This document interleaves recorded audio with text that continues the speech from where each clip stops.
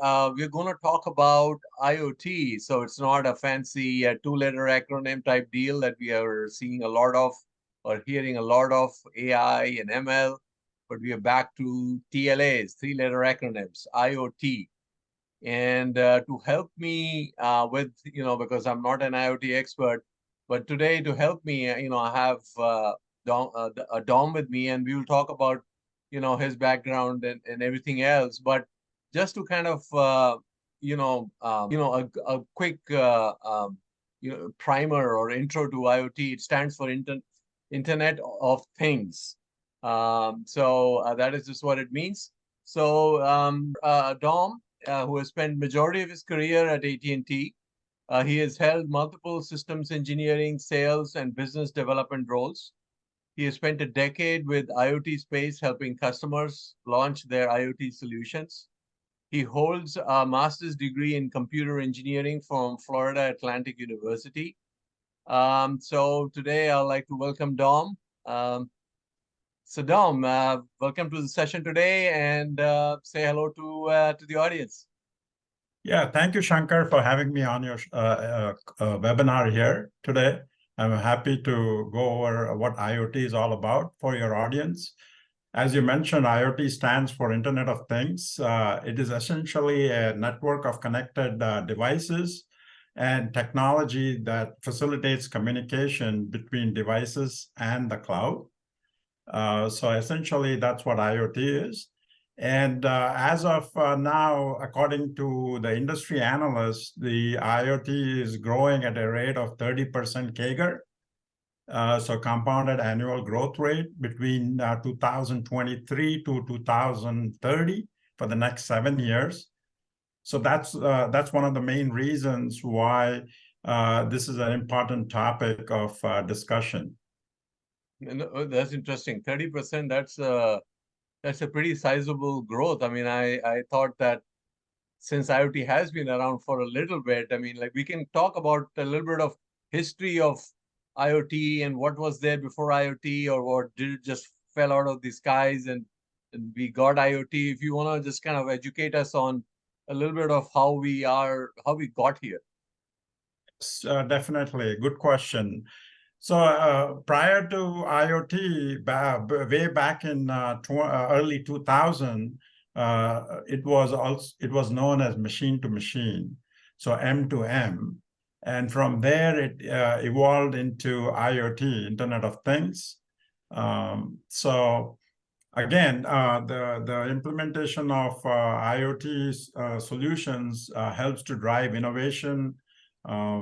It provides new revenue stream opportunities for businesses. It provides better customer experience, better asset utilization, improves employee productivity, and increases the efficiency in supply chain and logistics. So it can be applied to any industry vertical. So yeah, so you mentioned a lot of the verticals here. So if someone was to ask you what would be the top two verticals for IoT? Yeah, I would say manufacturing and logistics, supply chain, transportation. Okay, and what are some of the sunrise areas for IoTs, like where you're seeing the most growth? Yeah, the most growth, as I mentioned, is manufacturing. Right now, we are seeing in the U.S. manufacturers are pivoting from offshore to onshore, right? Bringing the manufacturing back here into U.S. So as they are building up this new manufacturing plants, instead of using a wired network, which has been a traditional way of connecting the various assets within the plant, now manufacturers are looking to leverage, for example, 5G, which is a licensed spectrum, which provides high latency, high security, high throughput for various manufacturing applications. Okay, excellent. So actually, on that note, Dom, let's talk about the high level 30,000 feet architecture. And then maybe you can walk us through a little bit, not the IP address level and all that kind of stuff, but maybe a little lower in terms of what are the major components and how does this IoT come together? Mhm. Yeah, if you look at the IoT, essentially you have the hardware, which is the modem and the sensors, which are at the edge, collecting that data. Uh, and then you have the network, which is enabling the movement of that data that's been collected from these devices onto the cloud. So then, and at the cloud, that's where you have the application where the data is ingested, and you are looking at developing the dashboard, doing the analytics, which can then be using AI and ML as the two-letter acronyms, as you mentioned earlier, which enables to provide predictive maintenance, predictive analysis of this data that's been collected. Okay, excellent. So what I understand is that the IoT is kind of sitting at the periphery and then collecting data. That is the main purpose of existence for these devices. Mm-hmm. And then to transfer it over using networks into centrally managed data warehouses or data lakes or what have you. And then for other systems, like you mentioned, AI, ML type systems, to make sense of all this stream of data flowing in. And is that kind of the same approach that is adopted or that is seen in different verticals you mentioned, or is it like some nuances to that? Yeah, again, it depends on the use case, right? For example, if you are looking at manufacturing use case, which we talked about earlier, and let's say you are using video as a sensor, for example, right? Where in an auto manufacturing plant, the welding joints are verified by a video as a sensor that's collecting the data, and you want to analyze that data that's been collected in real time, and that can be done by processing that data at the edge versus sending all of the data that's been collected, the video data that's been collected into the cloud. So you avoid the latency, and you are able to now process that data at the edge in real time. So you can, ensure, the plant is functioning optimally, and you can do any type of error correction in real time as the process is flowing there. Okay. So one question that comes to mind, Dom, is that we all carry something called a device of sorts of ourselves, and each of us have faced the dilemma of it running out of juice. And so now we're talking about all these devices which are in different remote parts of your manufacturing floor, or in a hospital maybe, or in a supply chain, or things of that nature. How are they powered? I mean, like, what is the magic? Do they all carry a little solar cell where they get powered in the day, and a lithium ion battery, Uh, or is it like, what is it? That's a real good question, Shankar. Again, it depends on the use case. For example, let's say it's an agriculture use case where you are monitoring the soil, for example, the nitrogen level of the soil, the humidity in the soil. All of that can be done. For example, when the sensors can utilize, as an example, as solar energy, right? To power that sensor and that remote device in the field. Then you have other use cases where, for example, if you are using narrowband IoT, it's low power. Essentially, the battery technology has improved where the battery can last up to 10 years.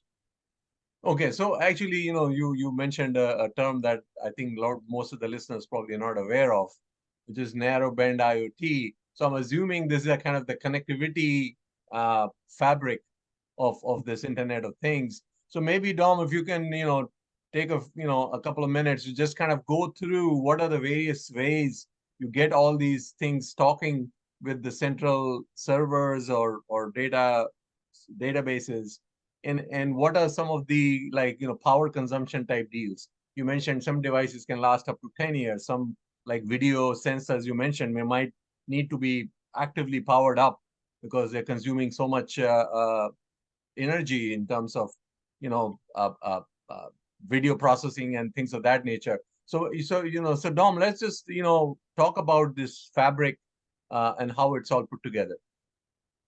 Yeah, I mean, there are various technologies that can be utilized for IoT, right? It could be Wi-Fi, it could be LoRaWAN, it could be Zigbee, Bluetooth. It could also be narrowband IoT, LTE, and 5G. So again, primarily it is driven by the use case, right? For example, let's say it's a consumer type of a use case where you have, for example, the home appliances, right? You have the refrigerator, you have the TV, you have washer, dryer, dishwasher, microwave. So these type of appliances can typically, for example, embed Wi-Fi connectivity. And now this appliance has become a smart appliance now. You can remotely monitor it, collect data, and use the Wi-Fi connectivity to provide that data capture from that remote device. So, for example, you can maintain the list of groceries in your refrigerator and monitor it, and then it can alert you saying, "Hey, you need to go back and you're running out of milk or eggs. You need to replenish it." So that's a use case where you are utilizing Wi-Fi. Wi-Fi is an unlicensed spectrum, and the consumer doesn't have to pay for that connectivity. They are utilizing their existing internet bandwidth that's available at their home with their bandwidth with their internet provider. Whereas when you look at narrowband IoT, LTE, and 5G, those are licensed spectrum. So they provide you more security as well as higher throughput, latency. So those are the advantages of utilizing the licensed spectrum. In that case, when we put the solution together, you will have to pay for consuming that bandwidth to that wireless provider. So let me just quickly pause. So when you mention licensed spectrum, the first thing that comes to mind are carriers like AT&T. So what kind of role do carriers play in this? I mean, as you mentioned, Wi-Fi is just available and it's just yours and things of that nature. And how is it all? Is it like you go devices buy from different vendors, or you buy a package where you get the whole connectivity with the devices, or you piecemeal it together and you need a team of architects and consultants and all of that? Like how is, if someone wants to do this, look at IoT, what is their best way to move forward to make it happen? That's a very good question, Shankar. So IoT is highly fragmented. As I mentioned earlier, right, when you look at the components of the IoT solution, you have the hardware, then you have the network, and then you have the application providers, the cloud providers, right? So the ecosystem is highly fragmented. So in order to provide, for example, you mentioned the wireless carriers. Their role essentially is providing the connectivity, right?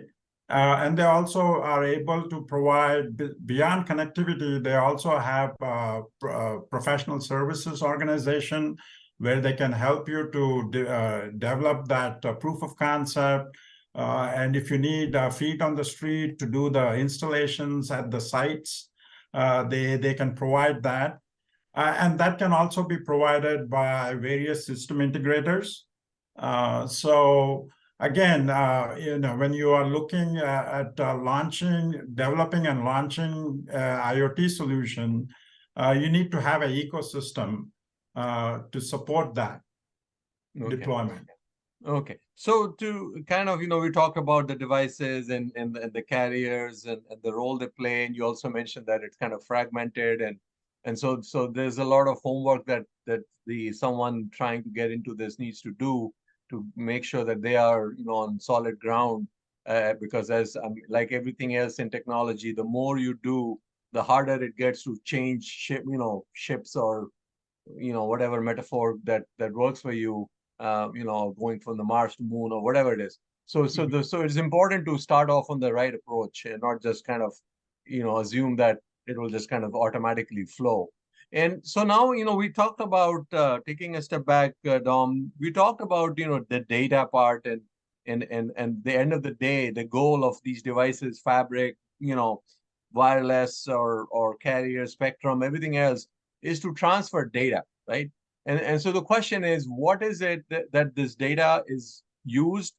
How is it used? What does it help in terms of ROI and trying to, the main reason I'm assuming is data and what you can do with the data. So, let's talk about that for a little bit. Yeah. Again, it depends on the use case, right? If you're looking at a video as a sensor, the amount of data collected is in gigabytes. Because you're collecting, video, which is a high-def video. So you're collecting a lot of data. Whereas if you're looking at, for example, a utility meter as a use case, where you are, collecting that data maybe once a day or once a week or once a month, that is a small amount of data, right? So again, it depends on the type of use case that's going to drive the amount of data. And then some of that data can be processed at the edge itself, because that device that's deployed in the field, the connected device that's in the field, has memory and CPU and an OS. So that data that can be collected and analyzed right there. For example, if let's say it's a temperature monitoring, if the temperature is out of range, it can process that data right there, versus sending that data into the cloud, and then you are analyzing that data in the cloud. So again, it depends on the use case. And does that help, Shankar? Yeah, no, that helps because I mean, what I am hearing is that for more critical data, which could be in some situations, because I hear a lot about medical IoT devices, if something life-threatening or what have you, then it may be some, out of band or some more real-time applications built on top of that data, as opposed to more routine, I don't know, blood pressure or pulse rate or some of those kinds of things being handled at the central locations that are being monitored for various things. So I guess, what the use case is kind of going to help a business or decide what or the the devices themselves, what channel to use to communicate the data back. And which is great. I mean, I didn't know that. There's something new you learn whenever you get some little deeper into something, and so that's very interesting. I think there was a lot of great stuff, Dom, that we talked about, and I know this is just the part one of our two-part series, and in the next part. We are going to talk to Dom again, and this time we are going to focus more on the customers and what are the various challenges of onboarding, implementation, and post sales and all of that. So this one was more of the ecosystem, or why do you need to know about IoT? And next time we are going to talk to Dom, we are going to keep a little bit more focus on the consumers of this beautiful technology, this emerging technology, and how it is it to work with the customers for people. And we will also talk to Dom about for how to get into IoT. If somebody is just graduating or graduated or has worked 5 years, in some other area, but now they are looking at IoT as a possible career move. So we're going to talk about all this exciting stuff in our second part of this series. Take care and don't forget to like, subscribe to our channel. and leave a comment, because we love comments. Thank you. Thank you, Shankar.